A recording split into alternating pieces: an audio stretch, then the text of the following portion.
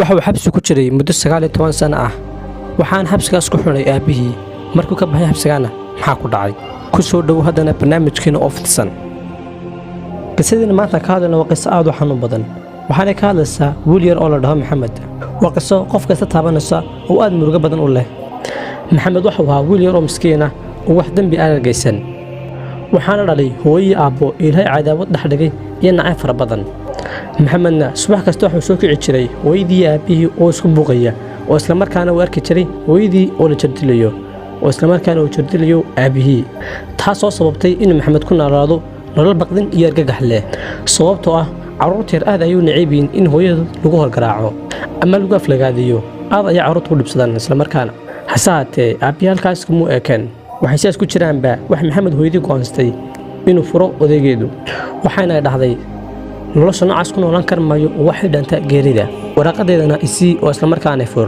maxamed aabbihi arrintaas u ogolaaday waxaanu ku dhahay waan ku furayaa waanan kala dhammaanna isla markaana laakiin hal shardi ayaan wataa shardigaasna waxa weeye maxamed anuu ila noolaanaya oo anaa korsanaya hase haatee hooyadii waxay tidhi wiilkayga kama maarmee sii wiilkayga aniga ayaa korsanaye oo aniga hay raaco sababta waxaana hooye wax dhashay kamana maarmo waana indhahaygii waana qayb nolosheeda ka mid ah wax kastoo aad jeceshayna waan kuu samaynayaa ee maxamed un isii hase haatee aabbihii uu ka diiday waxaanu ku dhahay ma ku siinaya maxamed ee albaabkaas ka deg waraaqadaadana qaado maxamedna albaabkaas dhaafi maayo mana bixi doono inta noloshiis ka hadhayna anigu ila joogi doonaa kadib hooyadii markay egtay dhibta ku jirto iyo waxyaalaha ku samayn jiray iyo waxyaalaha ku samayn jirtayba waxay go'aansatay inay iska tagto wiilkeeda yar oo isaga la joogo iyadana saas ka tagto ay saas free ay ku noqoto kadib maxamed aabihii waa uu furay hooyadii kadib maalmo ka bacdi wuxuu maxamed aabihii soo guursaday gabadh kale aan ahayn hooyadii hase haatee cunugii hooyadii ma kala maarmaane wuxuu maxamed aabihii ka baryey inuu hooyaduu geeyo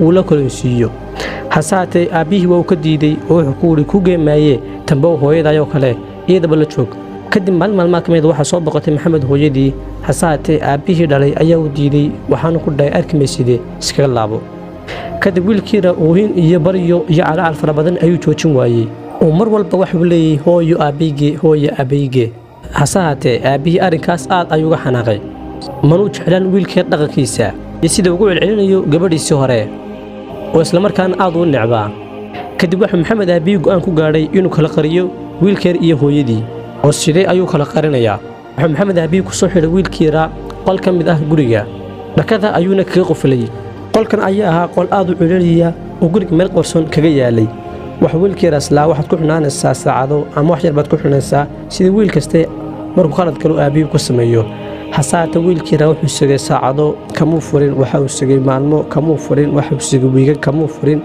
xitaa bilo ayuu sugay kamuu furin ilaa sanad gaadhay kamuu furin oo mar kasta wax u baanaado xagga hoose ayuunbuu cuntiisa kaga soo tuurayey isla qolka laftarkiisa ayaa ahaa masquul kijow ahaa meeluu seexdo ahaa wax wiilkiiraa ku jira qolkaasba waxay ku gaadhay inuu ku jiro 19 sano muddo ah haddaba 19 sano oo dhammaystiran intii halkaasuu ku jira wiilkeerna hooyadii markasta way ma jirtay si uu la kolonsiiyo ama uu aragto inankeeda hal marun xitaa waxay soo noqotay sannado wuxuu maalintii dambe maxamed aabi u sheegay inuu dhintay wiilkeedii yaraa oo halkan u joogin wax wiila ay dhashay awalkii horeba hooyada oo murugsanayd ayuu haddana waxa uu sheegay inuu dhintay wiilkeedii hooyadii waxa ku dhacay shoog iyo naxdin iyo argagax badan hooyadii halkii ay baroor qabsto oohin qabstay ilaa oohintii ay kala joojin weyday hase haatee waxay tidhi oohin ku soo noqon mayna ka ogaadad wax kasta samayside iskaga dulqaado oo iska samir hooyadii halkii ay iskaga samirtay oo maalin dambe kumay soo noqon gurigii madna isna uu quustay oo noloshii uu ka rajo dhigay markastuu fikrana wuxuu odhan jiray halkaas ay noloshaadii ku soo dhammaatay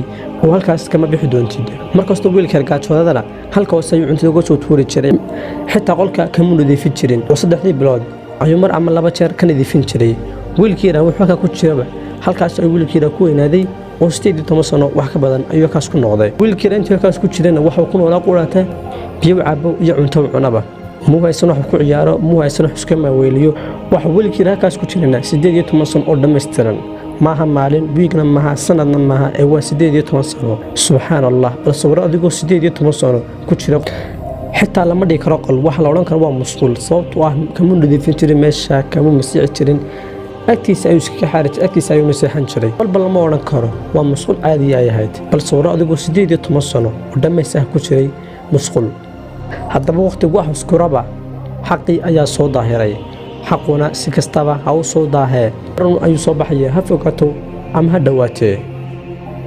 haddaba 18 sano kadib waxaa dhacay waxaan la filanayn oo isla markaana la yaab noqday. haddaba maxaa dhacay? maalin maalmaha ka mid ah maxamed aabihii markuu ka baxay guriga uu aaday xaggaya suuqa wuxuu soo daba maray 2 nin gurigii. isla markaana guriga waxaa joogay maxamed oo qolkii ku xidhnaa iyo hooyadiisii cusbeyd. kadib wuxuu soo daba maray 3 nin oo tuug ahaa. kadib 3 nin markii guriga soo galeen waxay ku dhaheen xaaskiisii halkaa joog oo halkaa soo dhaafin. kadib 3 nin gurigii way baadheen oo meel kaste faraha ayay geliyeen ila warag jaanis hele. kadib markii ay guriga baadheen oo waxay qadan kareen qaateen waxay arkeen qol yar oo xidhan. kadib markaas dhaheen fur waa uu furmi waayey. kadib xaaskiisii ayay ku dhaheen fur qolkan waxaan rabnaa inaan baadhanee. kadib xaaskiisii waxay ku tiri qolka lama furayo odaygii waxay ugu yidhi ha taaban. xitaa haddii wax kasta dhacayaan qolkaas ha furin hana u dhowaan hana taaban. xitaa hadduu gurigu gubanayo qolkaas lama furi karo.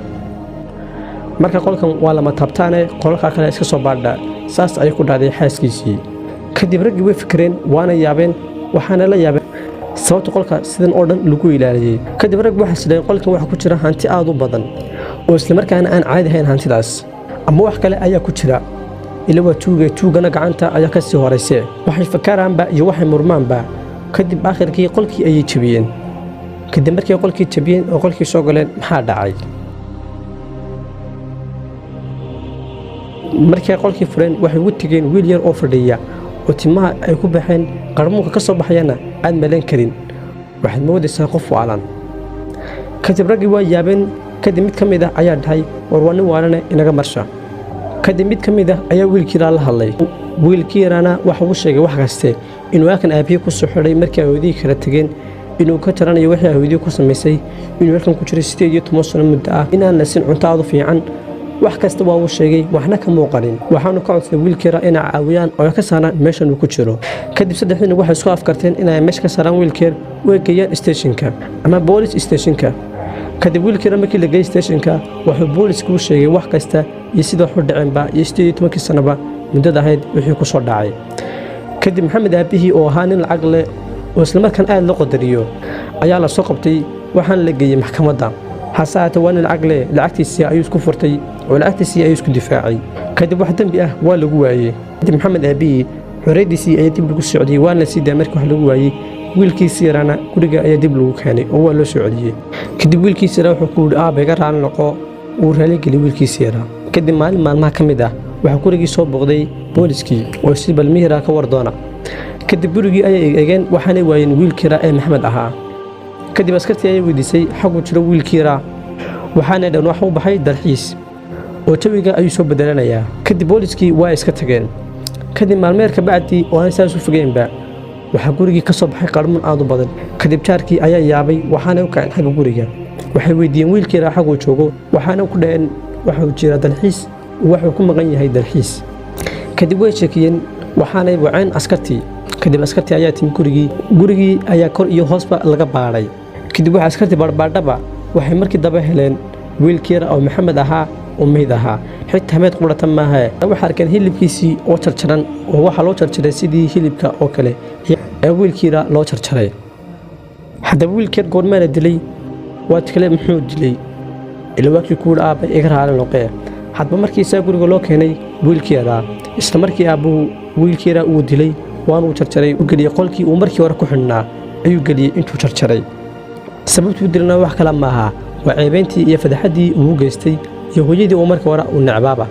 kadib maxamed aabbihi markuu arkay in arrintu ku caddaatay oo meel uga carra aana jirin ayaa wuxuu isku dayey inuu baxsado. hase haatee waa la qabtay waxaana la geeyey maxkamadda.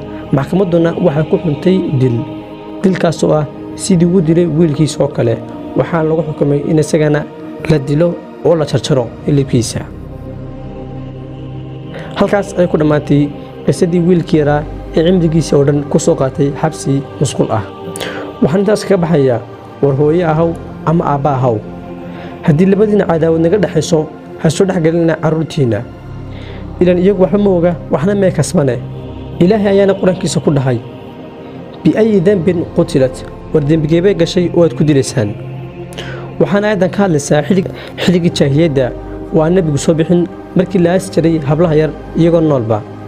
waxaan taas joojiyey suubaneynay maxamed sala allahu calayh wasalam laakiin waxaad mooddaa inaad dib u soo celiyeen wixii jaahiliga ahaa ee nebigu inaga masaxay ayaad moodaysa inay dib u soo celiyeen siibahaan qisadan toos ayay ugu eeg tahay wixii jaahiliyadii dhici jiray haddaba daawade intaas ayuu maanta nugu eegaya barnaamijkeenii inta ku kulmayna barnaamijkan barnaamij la mida waxaan naga teganaa sidaas wasalaamu calaykum waraxmatullaahi wabarakaatuh sidoo kale u shargare walaalahaaga si ay iyaguna u arkaan fariintan iyo qisadan aadka u murugada badan si aad u hesho muuqaalo badan hadda sabskaraib dheh